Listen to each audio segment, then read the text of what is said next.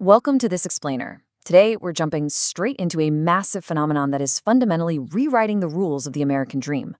We're going to take a really close look at the colliding forces of geography, global policy, and artificial intelligence that are, right now, severely squeezing the American middle class.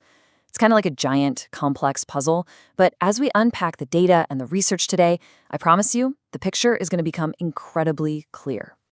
All right, let's kick things off with a totally mind-boggling number. $296,452. According to a recent study by SmartAsset, that is the astonishing upper income bound required just to stay in the middle class if you happen to live in San Jose, California. I mean, think about it. A decade ago, that was mansion money. Today, it barely keeps you in the middle of the pack. It really challenges all those everyday assumptions we have about what a middle class salary actually looks like. But hop in a car, drive across the country down to Mississippi, and the rules completely change. $39,418. That is the absolute minimum household income it takes to enter the middle class in that state. The geographic whiplash here is just wild. So it really begs the question, right? What does it actually take to be middle class today? Because as we just saw with those numbers, it's clearly not some universal one-size-fits-all math equation. It's an ongoing daily struggle to secure housing, healthcare, education, and ultimately human dignity in a really rapidly changing world. At the end of the day, it's about security, not just the size of your paycheck. Section 1.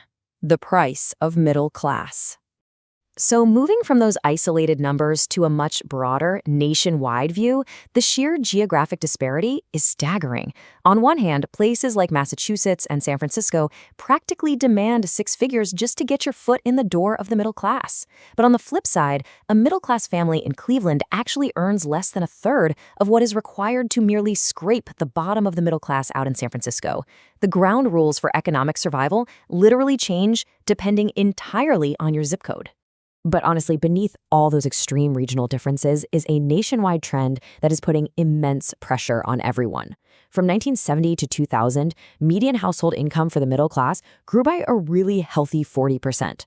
But over the past 2 decades, it grew less than 10%. Now, you might be thinking, well, consumer goods, things like TVs and clothes, they're way cheaper today, and they are. But the staggering, inescapable costs of the big three essentials, housing, healthcare, and education, have completely overwhelmed that sluggish less than 10% income growth. Section 2. The globalization disconnect.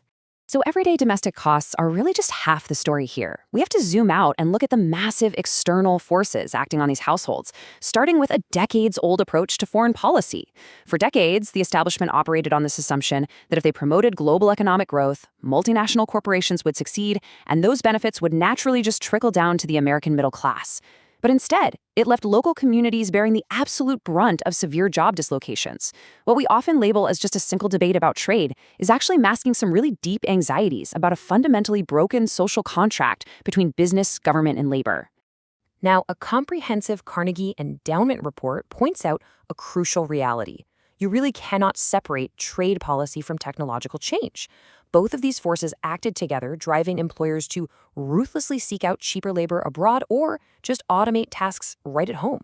And man, this hit regions like the industrial Midwest incredibly hard, entirely hollowing out the manufacturing jobs that used to guarantee a solid middle-class life. And this widespread frustration, it has completely fractured the old political consensus. The research shows that both the political left and the political right are demanding an entirely new approach to global leadership, just for vastly different reasons. Progressives are heavily focused on economic justice and sweeping climate action, while conservatives are expressing deep anxieties over trade policies and immigration. The one common denominator, though, is that neither side feels the current system is actually working for the middle class. Section 3. The AI and automation era. Okay, so if globalization was the big disruptor of the late 20th century, the completely unguided force of the AI revolution is the disruptor of today. The International Monetary Fund expects 60% of jobs in advanced economies to be impacted by artificial intelligence. 60%! And this isn't just a manufacturing problem anymore. We're not just talking about factory assembly lines. This is a fundamental shift affecting administrative, legal, medical, and financial sectors. White-collar, middle-class jobs are right in the crosshairs now. But hey, it's not simply a doom and gloom story of job destruction. The World Economic Forum predicts a massive, unprecedented churn in the labor market. Yes, AI is ruthlessly displacing an estimated 85 million routine and manual jobs by 2025. But simultaneously, it's birthing 97 million totally new roles, jobs that require analytical, digital, and complex decision-making skills. What this churn actually creates, though, is intense and immediate polarization. If you possess advanced digital skills, you win big. You're seeing wage growth and vast new opportunities. But if your role is middle skill or routine, you're facing severe stagnation and displacement. This dynamic also creates a massive geographic divide, where urban tech ecosystems are thriving while rural areas are just left stranded.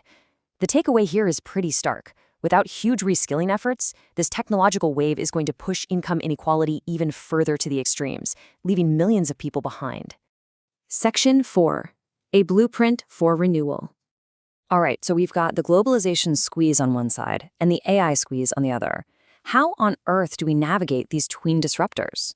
Well, the Carnegie Endowment outlines some very specific recommendations to fix the foreign policy side of the equation. First up, we absolutely have to break down the silos between domestic and foreign policy. A foreign policy that actually works for the middle class has to directly stimulate job creation and competitiveness right here at home. Second, they suggest shifting some defense spending toward research and development and workforce training.